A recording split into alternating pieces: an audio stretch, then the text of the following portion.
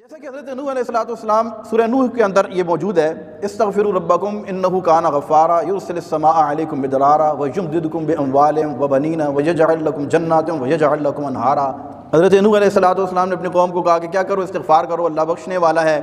پھر وہ کیا کرے گا؟ تمہارے اوپر موسلا دھار بارش برسائے گا، پھر وہ تمہاری مدد کرے گا بیٹوں کے ساتھ اور مال کے ساتھ، اور پھر وہ تمہیں باغات دے گا، پھر تمہارے لیے نہریں جاری کر دے گا، یعنی تمہارے لیے خوشحالی مقدر کر دے گا۔ تم کیا کرو؟ استغفار کرو۔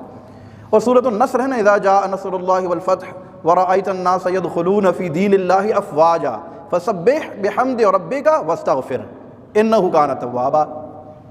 جب یہ آیت مبارکہ یہ سورت نازل ہوئی فتح مکہ کے موقع پر، یعنی کیا ہوا؟ اللہ تبارک و تعالیٰ کی فتح، اس کی نصرت آئی، اللہ تبارک و تعالیٰ نے فتح عطا فرمائی۔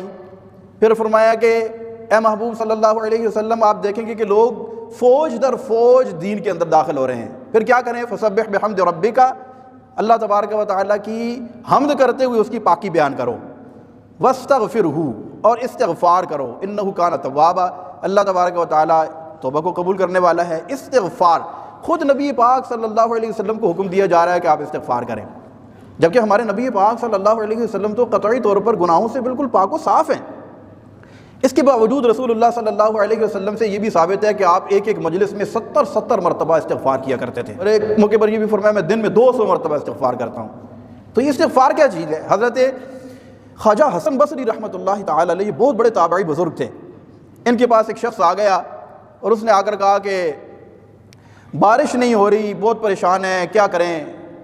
کہا استغفار کرو۔